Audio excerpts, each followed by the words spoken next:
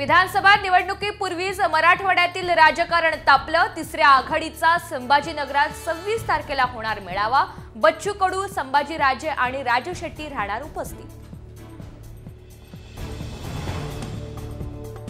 अरबी समुद्रात शिवरायांचा पुतळा उभारण्याच्या नावाखाली नुसती बोंबाबोंब, त्यापेक्षा गड किल्ल्यांचं संरक्षण करा, राज ठाकरे यांचा सत्ताधाऱ्यांना सल्ला। अख्खाचा अख्खा ट्रक गायब होतो। पुणे महापालिकेचा टँकर खड्ड्यात पडल्यावरून खासदार सुप्रिया सुळे यांचा हल्लाबोल, तर सुळेंकडून पुणेकरांची बदनामी, मंत्री मुरलीधर मोहोळ यांचा पलटवार।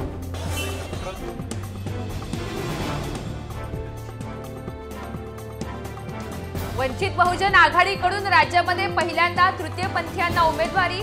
रावेर विधानसभा मतदारसंघातून शमीभा पाटील यांच्या नावावर शिक्कामोर्तब।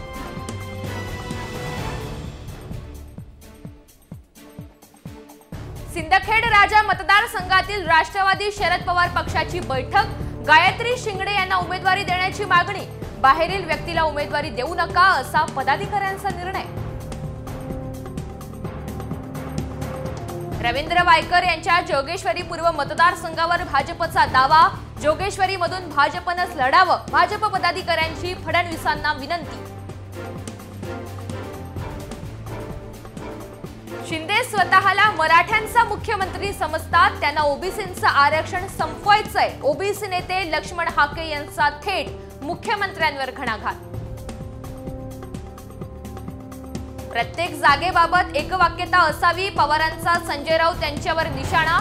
जागा वाटपावरून मव्यामध्ये मतभेद होण्याची शक्यता।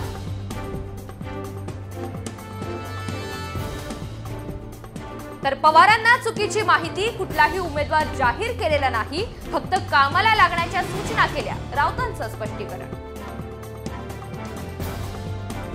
प्रक्षोभक विधानं करणाऱ्यांवर कारवाई करणार, राज्यपालांचं काँग्रेस शिष्टमंडळाला आश्वासन। तर राहुल गांधी यांच्या जीवाला धोका असल्याची भीती, गृह खात्याकडून माहिती घेऊन कारवाईचे राज्यपालांचे आदेश।